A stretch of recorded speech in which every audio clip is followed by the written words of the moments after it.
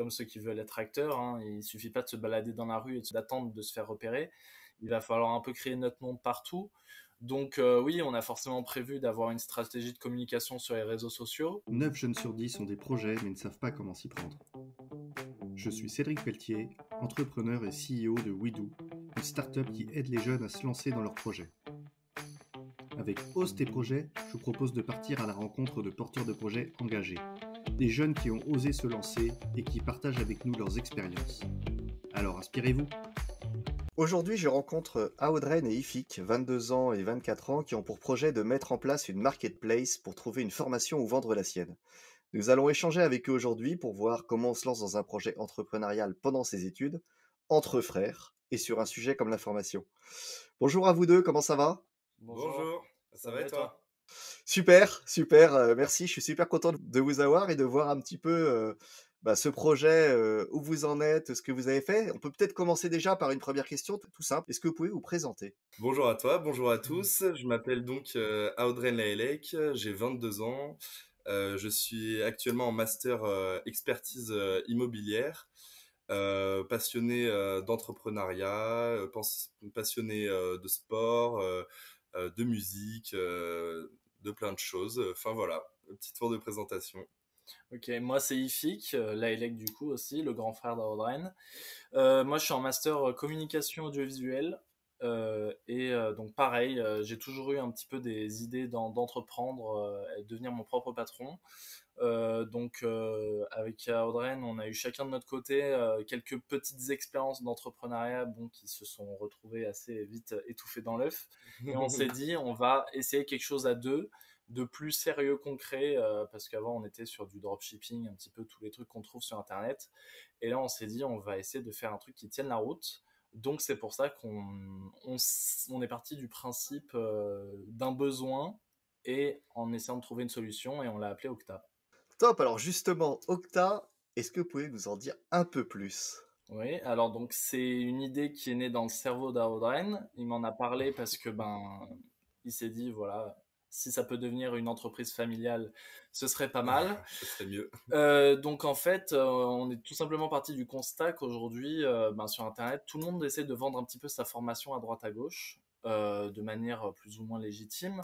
Et nous, on s'est dit, est-ce qu'on créerait pas en fait une plateforme générale qui centralise toutes les formations où les formateurs, les organismes de formation pourraient proposer ça sur un endroit centralisé. Et au moins, ça permettrait aux personnes qui souhaitent se former de venir sur cette plateforme en se disant, ici, je vais trouver tout ce que je veux. Ouais. Exactement, voilà. En fait, le but, c'est de permettre aux formateurs de proposer directement leur solution, leur formation sur le site en ayant déjà l'audience du site ou de l'application et du coup aux étudiants, aux personnes formées de savoir que sur notre site, elles pourraient trouver des formations avec des notations, des commentaires sur les formations pour que ils puissent vraiment trouver la formation qui répond à ce qu'ils recherchent tout simplement et avec évidemment une plateforme simple, facile d'accès, sécurisée, tout ça au même endroit. Comment elle est née cette idée? Elle est née d'un problème personnel? Elle est née d'une observation qui s'est faite? Oui, un peu d'une observation. En fait, on est beaucoup sur les réseaux sociaux, etc. On a souvent été à, à juger un petit peu, regarder un petit peu ce qui se faisait et s'inspirer un peu à droite à gauche. Et en fait, on s'est fait le constat que il y avait beaucoup de formations, beaucoup de formateurs, mais au moment où on a envie d'avoir accès à une formation, on ne connaît pas au final si le formateur a des diplômes, a la légitimité pour nous apprendre ce qu'il veut nous transmettre. Et c'est un peu voilà parti de ça. Et ensuite on a un peu élargi le sujet, voir plus les besoins des utilisateurs pour en arriver à cette idée finale, voilà. Ok. Et alors, quel a été le moment sur lequel vous vous êtes dit, c'est une idée et on a envie d'en faire devenir une boîte, une entreprise? Eh bien, on était tous les deux motivés. De toute façon, on savait chacun de notre côté qu'on était motivés par l'idée de lancer quelque chose. On était au courant que l'autre avait déjà essayé des petits business à droite à gauche et que ça avait jamais vraiment pris, qu'on avait vraiment envie de concrétiser quelque chose. Là, on a vu qu'en plus, avec les démarchages CPF à droite à gauche, on reçoit des mails, des appels, on est vraiment saturé de ça. Donc on se dit que c'est quelque chose quand même qui est vraiment dans l'air du temps actuellement. Et on s'est dit, ben là, c'est le moment parce que sinon, à tous les coups, on va se faire passer devant. Il y a forcément quelqu'un qui va y penser. Donc on s'est dit, ben faut que ce soit nous.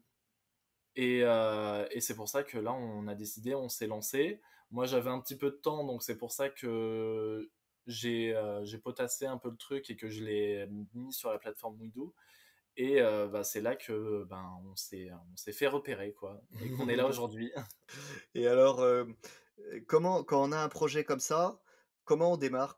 C'est quoi les premiers pas à faire pour en faire devenir quelque chose de concret? Au tout départ, c'est parti voilà, d'une feuille blanche, parce qu'on n'habite pas sous le même toit, donc on s'est mis un Google Doc, on s'est mis l'idée principale, et ensuite, avec Ifik, on s'est dit, bon, t'as une idée, n'importe laquelle, aussi farfelue, bien bonne, n'importe une idée, tu la mets sur le Google Doc.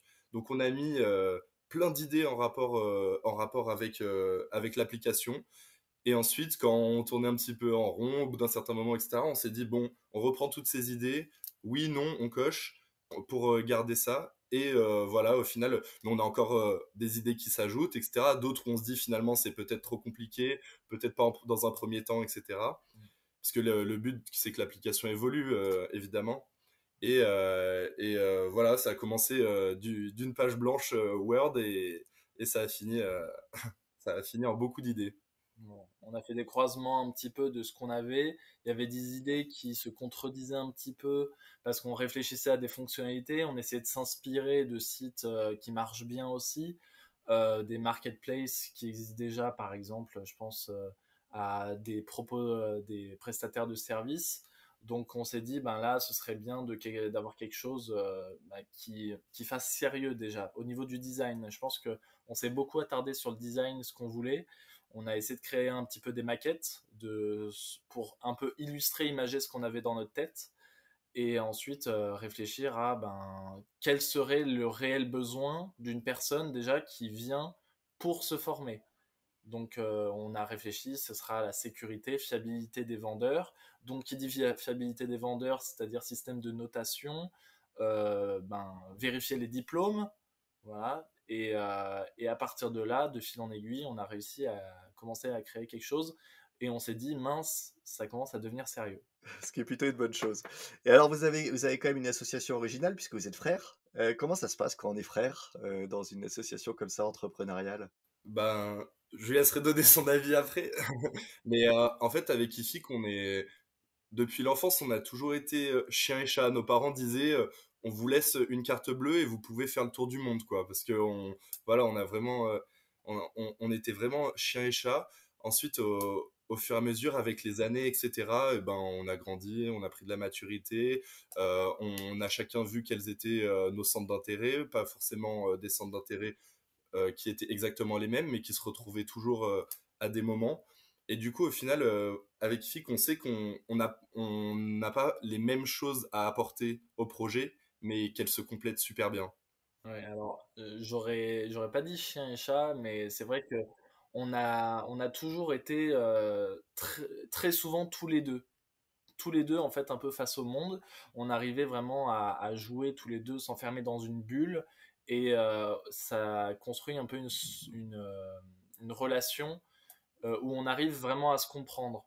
Et après, avec l'âge, on a aujourd'hui des tempéraments et des personnalités très différentes, mais on arrive à se compléter. Par exemple, on a vu là sur un projet entrepreneurial, on arrive à se compléter, c'est-à-dire que lui, il va plus être dans la relation client, le démarchage, etc. Moi, je vais plus être dans la communication, rédaction de contenu, etc.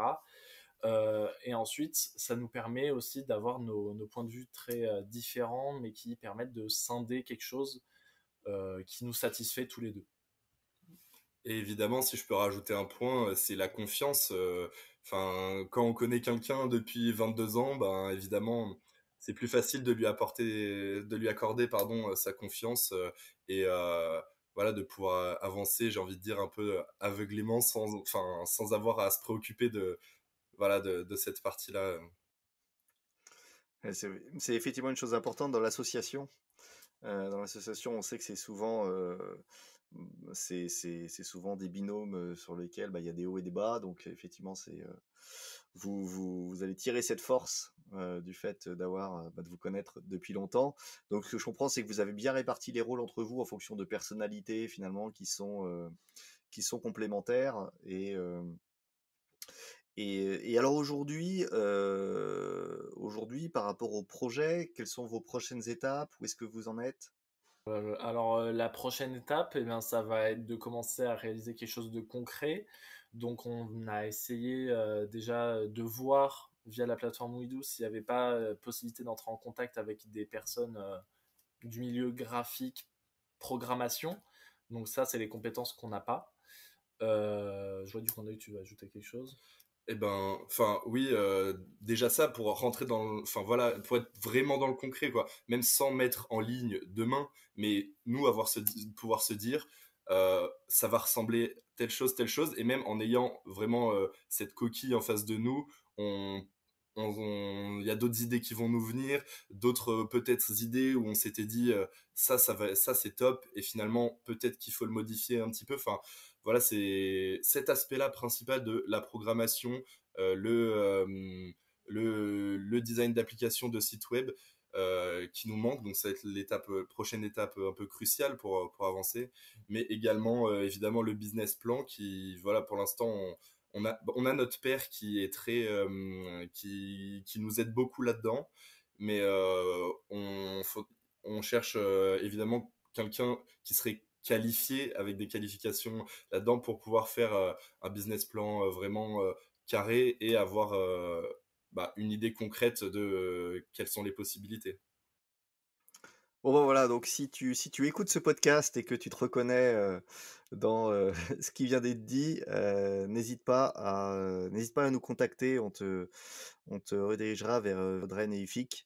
Peut-être ça serait top si par l'intermédiaire du podcast vous pouviez trouver justement des personnes qui peuvent vous aider à avancer sur ces sujets-là. Je pense que c'est un beau projet, donc voilà, donc ça vaut certainement le coup de, à minima, déjà venir échanger avec vous pour voilà, pour voir derrière les affinités qu'il peut y avoir.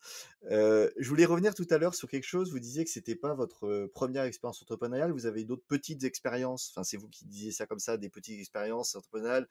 Notamment, je crois que j'ai entendu le mot dropshipping dessus. Est-ce que vous pouvez m'en dire un petit peu plus, voilà, sur ces expériences que vous avez eues? À l'époque où c'était la grande mode, j'ai envie de dire, peut-être dans les années 2017, 2018, dans ces eaux-là où le, comment dire, le dropshipping a vraiment fait son apparition sur le devant de la scène des réseaux sociaux, d'internet, etc. On a essayé de prendre le train en marche.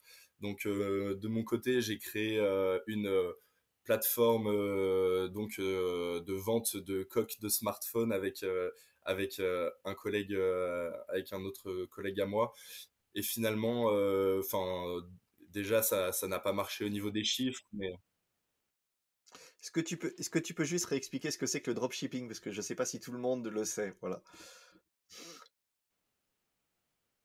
oui, bien sûr. Alors, bah, le dropshipping, c'est de la vente, mais sans avoir de stock. Donc, en fait, on va faire appel à un prestataire qui nous fabrique des coques de téléphone. Moi, en l'occurrence, dans l'exemple que j'avais, à ce même prestataire ou à un autre prestataire qui va s'occuper du stockage et de l'envoi de ces commandes. Et en fait, notre site était une vitrine entre en fait client et ce fameux prestataire pour l'achat de coques de smartphone, voilà, tout simplement.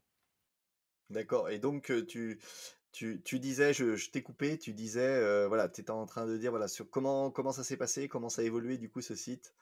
Donc, ben, on l'a fait pendant peut-être 2 mois. J'étais en même temps en train de passer le bac, donc c'était un petit peu, un petit peu compliqué. Mais bon, 18 ans, un peu l'envie d'entreprendre. Je savais pas trop ce que je voulais faire de mes études sup, donc je m'étais dit si je peux compter là-dessus pour la suite, ça peut être pas mal. Et finalement, le rêve, c'est un peu, enfin, c'est pas transformé en cauchemar, mais c'est transformé en expérience non concluante qui, au final, ça s'est arrêté assez vite parce que, au-delà du côté financier qui n'allait pas, c'était aussi le côté éthique où je me disais que j'avais envie d'entreprendre, mais j'avais envie d'entreprendre de la belle manière, pas de cette façon-là. Et du coup, le site a fermé ses portes 2 mois après. C'était, voilà, comme on vous a dit, petite expérience rapide d'entrepreneurial à ce niveau-là. Et avant qu'il donne voilà, c'est également ses expériences. J'ai également, voilà, fait de la livraison de repas en auto-entrepreneur pour faire quelques sous pendant environ 6 mois. Voilà, mes 2 expériences d'entrepreneur. Voilà. Bah, en fait, pour ma part, pareil, hein, ça s'est réveillé un jour où le porte-monnaie commençait un petit peu à crier famine. Donc, on a vite fait de trouver sur YouTube un tutoriel pour comment créer sa boutique Shopify et faire son premier million en un mois. Donc, forcément, ça vend du rêve. On se dit, bah, pourquoi pas moi? J'ai envie de manger une part du gâteau. Donc, voilà, à cette époque-là, j'étais passionné des couteaux de combat. Je faisais une collection, donc je me suis dit, ben, je vais essayer de vendre des couteaux. Donc, comme à Audren, un peu un site de dropshipping, je trouve un prestataire qui vend des couteaux, je connecte son stock à mon site, etc.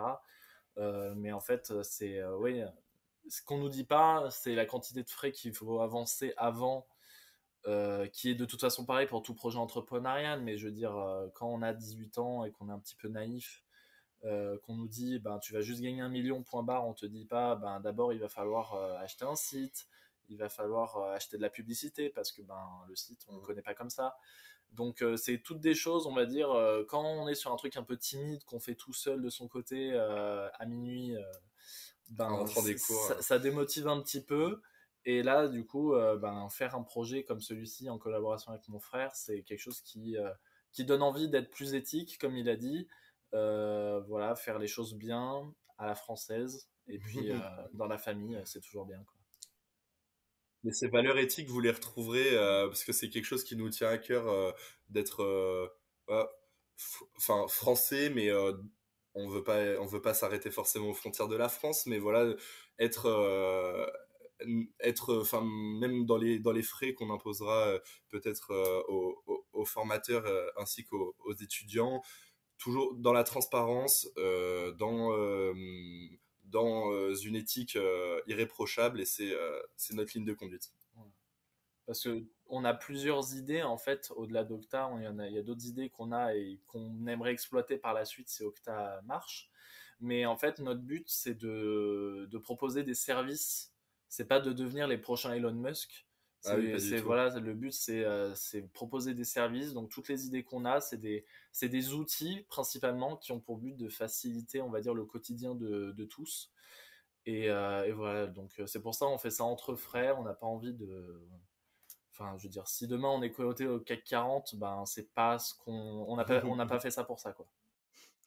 Donc, l'intérêt finalement de s'être lancé dans le dropshipping, c'est d'avoir découvert un peu l'intérêt d'avoir une boîte avec une éthique, on va dire un peu plus correcte, parce qu'effectivement le dropshipping est quelque chose qui a été beaucoup vendu comme je fais de l'argent facilement en faisant généralement c'était de l'importation de Chine, d'objets qui étaient présentés comme des objets plutôt haut de gamme sur les sites. Donc effectivement, les questions se posaient. Et puis le côté argent facile. Et effectivement, ça permet de se rendre compte. Je pense que c'est une super expérience, c'est une super école. Ça permet de se rendre compte qu'effectivement, non, la vente, c'est pas si facile. On avait besoin, je pense, de cette chute pour se rendre compte que ben c'est pas la meilleure route à prendre, quoi. On n'aurait pas pu être fier d'avoir créé ce business même s'il marchait, parce que on est deux personnes qui sommes quand même assez conscients et sensibles à l'écologie, ben, voilà, le destin de notre planète. Et en fait, ce dropshipping nous faisait prendre la route complètement inverse. Donc d'un côté, tant mieux si ça n'a pas marché, parce qu'on n'avait pas forcément envie d'avoir ce poids sur les épaules. Donc on est reparti de zéro et là on a un projet auquel on tient et qui ne bafoue pas ses valeurs. Qui apporte de la vraie valeur additionnelle. Si je peux rajouter une chose, c'est également que quand on a lancé ces premiers projets, au final, on n'était pas prêt, on n'avait pas le temps, on n'avait pas les moyens, enfin, on n'était pas prêt du tout. Et en fait, on s'est précipité totalement. Du coup, ça nous a, enfin, ces premières expériences foncé droit dans le mur dès le début parce que c'était des voilà fait en un mois, fait avec l'espoir de la liberté financière, etc., qui au final est enfin ça ne fonctionne pas comme ça. C'est en un mois on peut pas créer une plateforme, devenir millionnaire et voilà. Enfin c'était de la poudre aux yeux.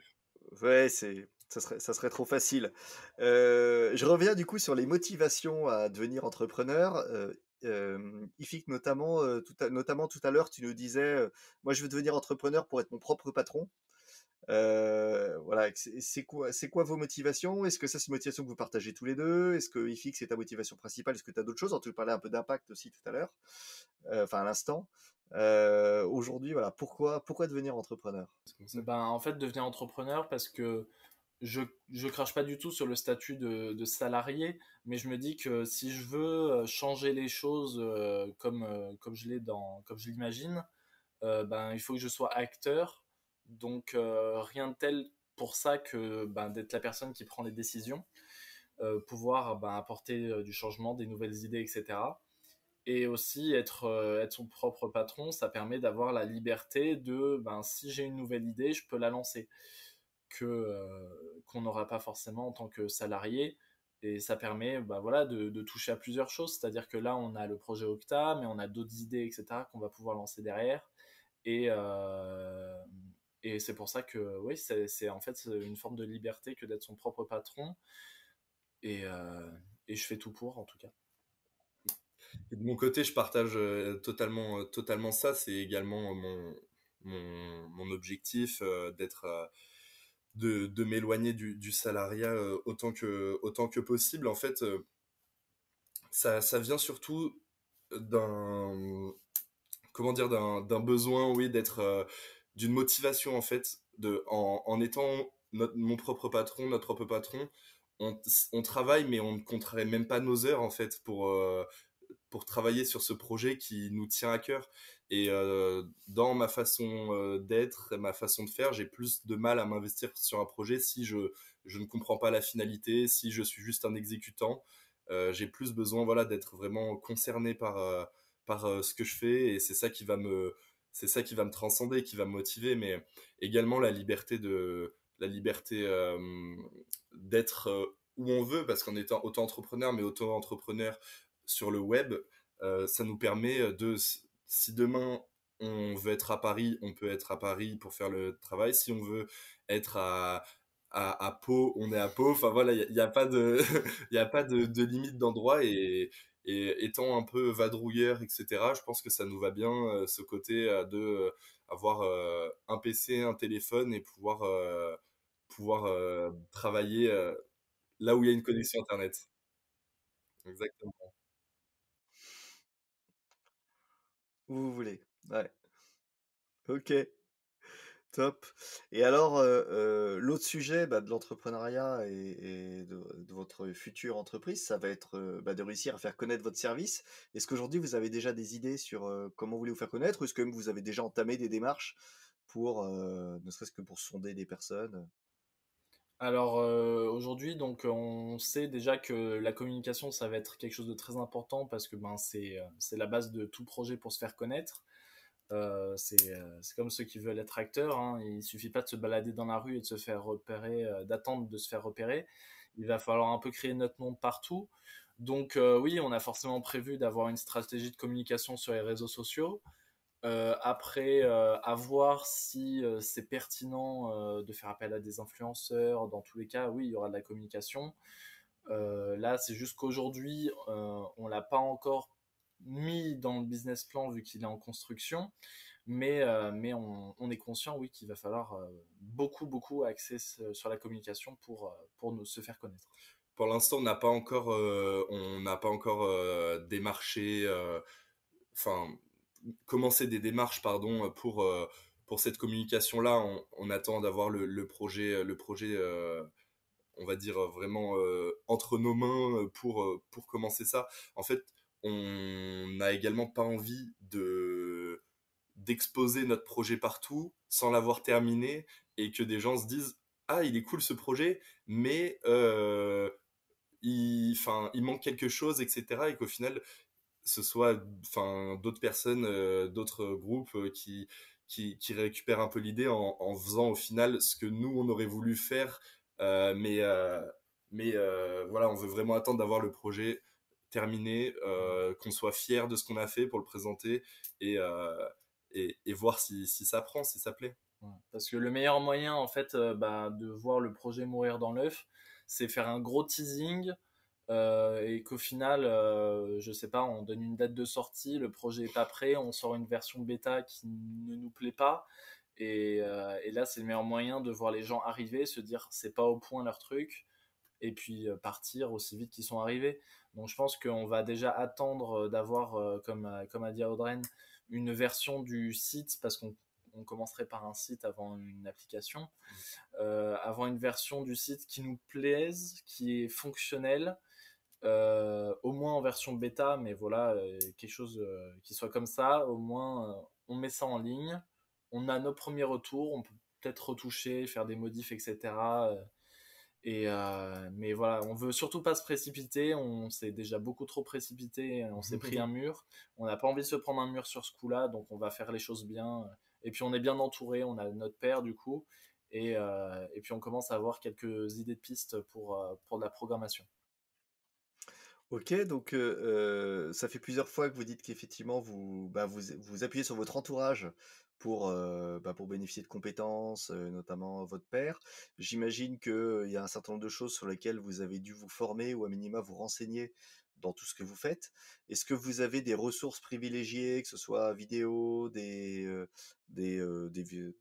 choses écrites, des choses que vous écoutez, qui vous aident, qui vous ont aidé à vous former, qui vous aident à vous former, et que vous voudriez partager? Bah déjà, je pense que la principale source de formation, c'est juste qu'on est un peu des enfants d'Internet et ce milieu-là, on va dire qu'on le connaît. Je dirais pas qu'on le maîtrise, mais on est issu de ça. On sait un peu comment voilà les choses fonctionnent, ce qui intéresse et ce qui permet d'intéresser les gens. Après, il y a de nombreux podcasts sur, par exemple, votre plateforme, ou également sur Spotify, ou également enfin voilà, il y a plein d'endroits où on peut avoir des podcasts sur l'entrepreneuriat, mais également sur des points plus précis, sur des projets digitaux et d'entrepreneuriat sur le web. Mais oui, après, on n'a pas de formation, de diplôme là-dedans, donc on se renseigne, on se forme un peu avec voilà ce qui nous entoure. Après, on a 22 du coup et 24 ans. On sait que niveau expérience, on est relativement modeste. On n'a pas de formation, pas de compétences de programmation, alors qu'aujourd'hui, c'est un peu la compétence clé. Donc c'est ce qui nous fait défaut, on en est conscient. On essaie de se rattraper dans le reste de communication, relations clients, etc. Mais oui, ensuite, nous, ce qu'on veut principalement, c'est arriver à proposer quelque chose de qualitatif. Et là-dessus, on peut compter donc sur nos proches, comme on l'a dit. Et en fait, on avait aussi essayé de créer quelque chose avec notre père, former un trio, mais quelque chose qui n'a pas pris non plus. Oui, qui n'a même pas vu le jour en Oui, soi à c'est vraiment 100%, mais resté au stade d'hypothèse. au stade d'idées. Des idées, on en a plein, en tout cas, voilà. Après, pourquoi pas un jour, qui sait, hein. Ouais. Oui, c'est ça, exactement.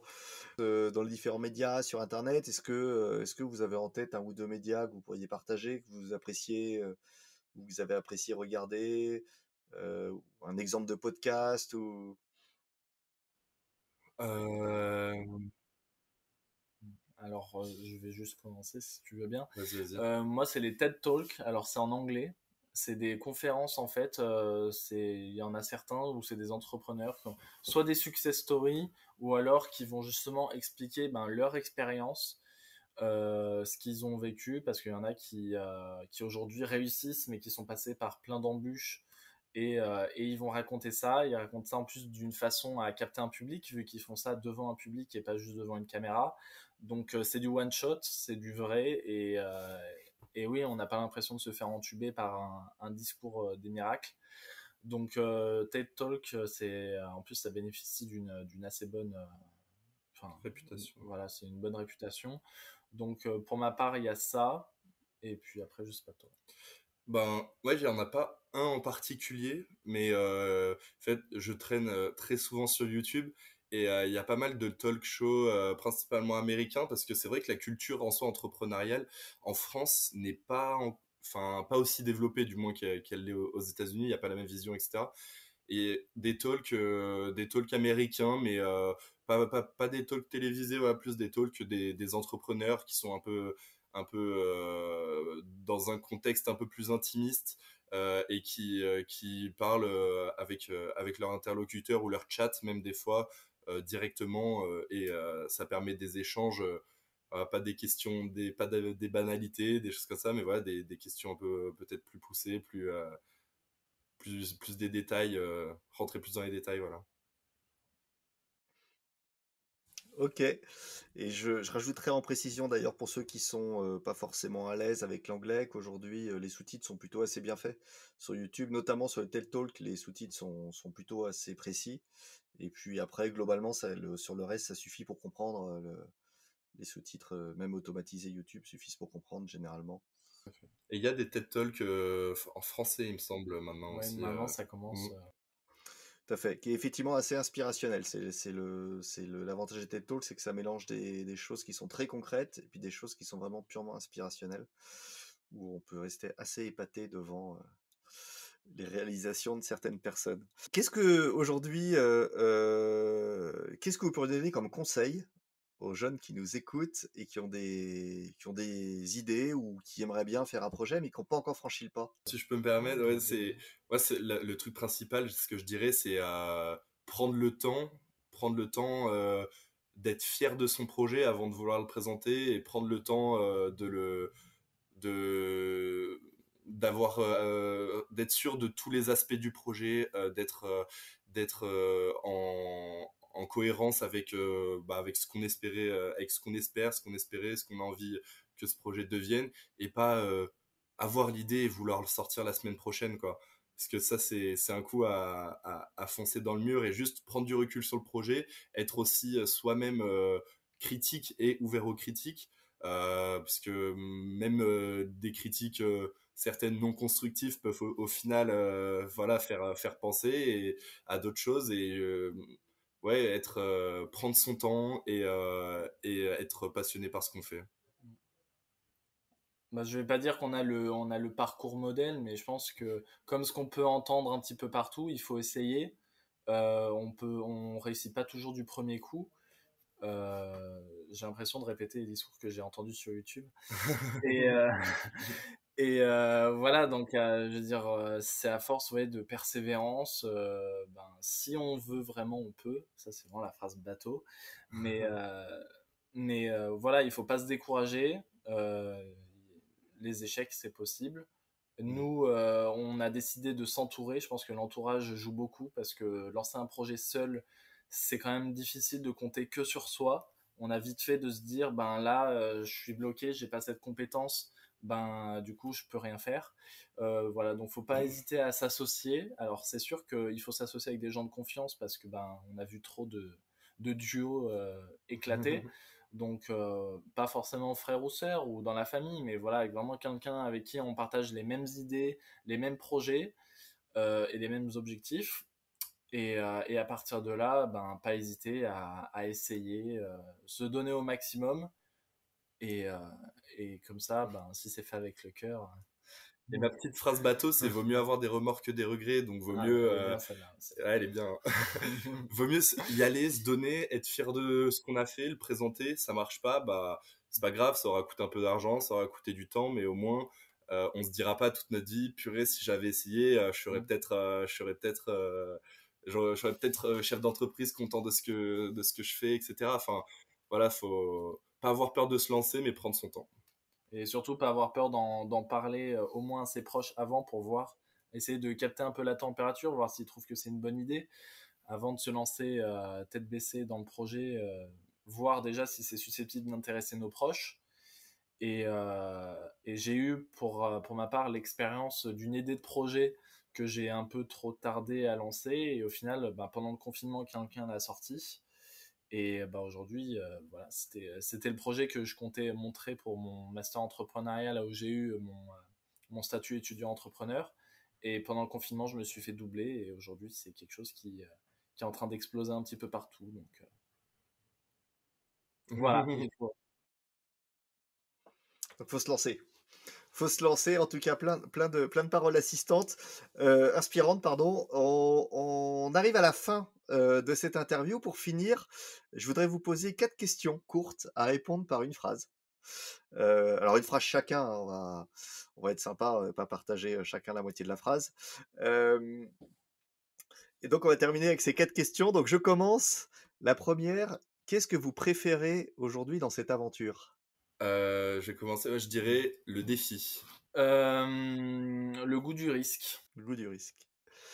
Quelle a été la plus grosse galère ? Se lancer, trouver un point d'accroche. Ouais, trouver l'idée, trouver le temps et s'y mettre à 100%. Quel conseil, si vous aviez l'occasion de vous voir à 18 ans, est-ce que vous donneriez ? Je pense pas que je changerais quoi que ce soit, parce que j'ai eu besoin, je pense, de ces échecs pour prendre conscience de comment on monte un vrai projet. Et je dirais, prends ton temps, mais fais-toi confiance. Et où est-ce que vous voyez dans 10 ans ? En une phrase. Derrière mon PC et mon téléphone, n'importe où dans le monde. Ouais. Eh bien, épanoui dans mon travail, que ce soit pour Octa ou un autre projet, mais voilà, je me vois pas autre part qu'à la tête d'un projet que j'aurais mené ou avec Aerodrome. Ok, merci beaucoup pour cette super interview.